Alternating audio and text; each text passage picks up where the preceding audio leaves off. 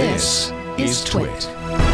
First and foremost of all the big news stories, I would say this was Samsung's big week. Absolutely. Usually we get to the end of Samsung's yearly Unpacked event clamoring over the next Galaxy S device. And while the S20 was indeed announced, it's interesting enough on its own for sure. That was not the star of the show. Joining us to talk about the Galaxy Z Flip is Michael Fisher, a.k.a. MrMobile. Welcome, Michael. Jason, Micah, thank you for having me. And please excuse my voice as I continue to recover from this lingering sickness. Winter in the Northeast is no joke. That's okay. It's all right if you're a wizard as well. Yeah. Both you and Micah can be wizards at the same time. Well, I fell out of the dragon saddle, and I have not been able to get back in. So this is, I feel like I'm in the right place. In light of that, we're really happy that you could take some time and drink your tea on our show with us. So thank you for joining us. Here. So you were at the Samsung event. We were merely spectating, but you were there in the den of the dragon. Prior to all the announcements, what were your expectations of the Z Flip? Because we kind of knew. It was, I mean, yet another example of knowing literally everything before going in. Yeah, right. How disappointing this secret couldn't have been kept a little bit better, because it really was the most exciting thing of the announcement to me, and I think a lot of people. So I feel like there was an absolute nadir of surprise. I mean, they announced this thing. I'm like, oh yeah, it's a square, vertically folding smartphone, very much like the Galaxy Fold. I wish I'd been blown away by it in terms of like, wow, I wasn't expecting that. But it turns out there was enough to the product that there's still enough to get excited about. Okay, so we're taking a look at a little bit of your hands-on. Of course, everybody that was at the event got limited time with these devices, right? A little bit of time with the Z Flip, a little bit of time with the S20. We'll talk about the S20 in a second.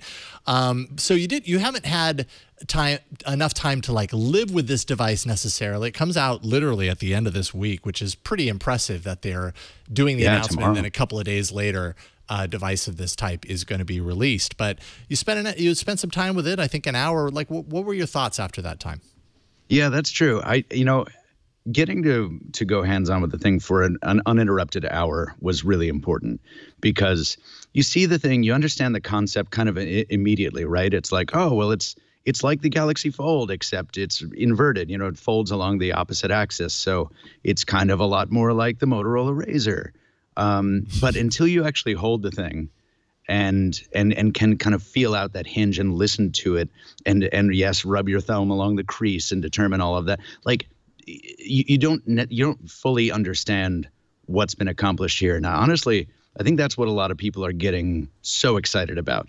For me, maybe we'll talk about it in a second. I think industrial design-wise, aesthetically, there are things that I like a lot more about the Razr. The Z Flip is a bit of a kind of a box.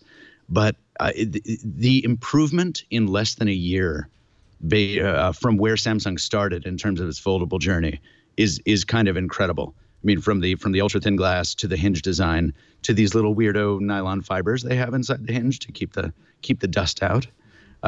It's really, I came away impressed almost universally, with a few exceptions. Ooh, yeah, that almost universally. Well, so I mean, that's my kind of first thing is we've seen the. I mean, you're kind of holding them up, the mistakes of phones past, and I'm really curious, kind of now holding this thing and playing with this thing. I mean, kind of looking at it, I could almost hear some creaking as I was just watching the video.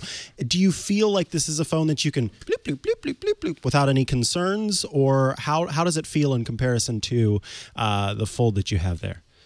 So here's the thing. I want to say that the Galaxy Fold, we all know what kind of a rough start it had. I mean, it was, you almost couldn't have launched a more troubled device to begin with. But I feel like what's not as present in the consciousness is that once it was re-released with this new design, Samsung actually did effectively fix a lot of the issues that plagued the first round. So I own this one. I mean, I bought this on New Year's Eve or New Year's Day or something like that. So I'm, what is that? I'm like 40 days in. Sure. I have never felt like I need to baby the Fold outside the first 3 or 4 days when I'm really paranoid. You know what I mean? Like, this thing is a champ. The hinge is really well constructed. I kind of throw it around, but I certainly don't coddle it. And I felt the same about the Z Flip. That hinge on the Z Flip just feels like you chopped the Galaxy Fold hinge in half because you had to. You're right, because it's a different axis, and you could just do this like all day. You can just butterfly the thing, and it doesn't creak like the Motorola Razr. And I don't want to beat up on the Razr because there's a lot I like about it. I think it's getting a bum rap, but it is certainly, the Z Flip's hinge certainly leaves you feeling like it'll last you 2 years. You know what I mean? All right, so then let's double down on that. Why do you feel the Razr is getting a bum rap by comparison? Because I feel like everyone who had their hands-on time with this device at the showroom, like all the articles were incredibly positive. Like, oh, Samsung did it; they nailed this. Where and many were throwing in the little jab at Motorola Razr to say, and Motorola failed, but Samsung did it. Why the divide there, and how does your opinion differ on that?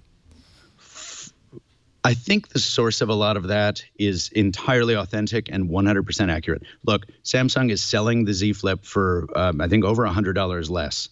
And in exchange, you get a bigger battery, you get a better display, you get arguably a more polished industrial design, you get wireless charging, you get reverse wireless charging, for God's sake, you get Android 10, an ultra-wide camera, all of these things that the Razr does not bundle in. So I understand the love affair that everyone's having with the Z Flip, and I'm looking forward to spending more time with it and doing a direct comparison. It just seems to me that people are, as a result of all of this heavy spec loading, willing to forgive the Z Flip for things that are going to be really annoying. Have you guys seen the external display on the thing? Because if you blink, you'll miss it.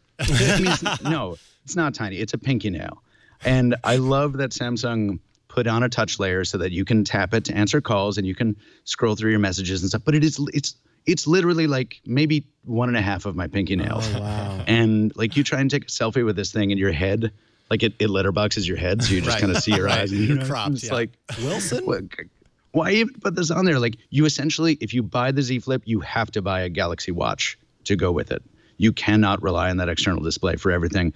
And that factors into a lot of complaints that people already have about foldables. I have, for some reason, a lot of pragmatists in my followers, which is weird because I like weird future-leaning stuff.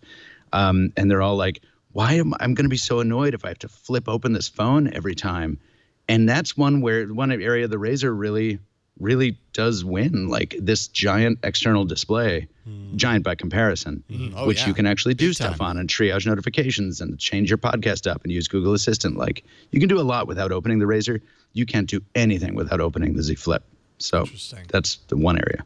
Interesting. One of the features that really piqued my interest going into this, because I'm still somewhat confused about it, is the foldable glass display. The fact that it's a glass display versus a plastic display that we've seen on the other foldables, including Samsung's previous Galaxy Fold.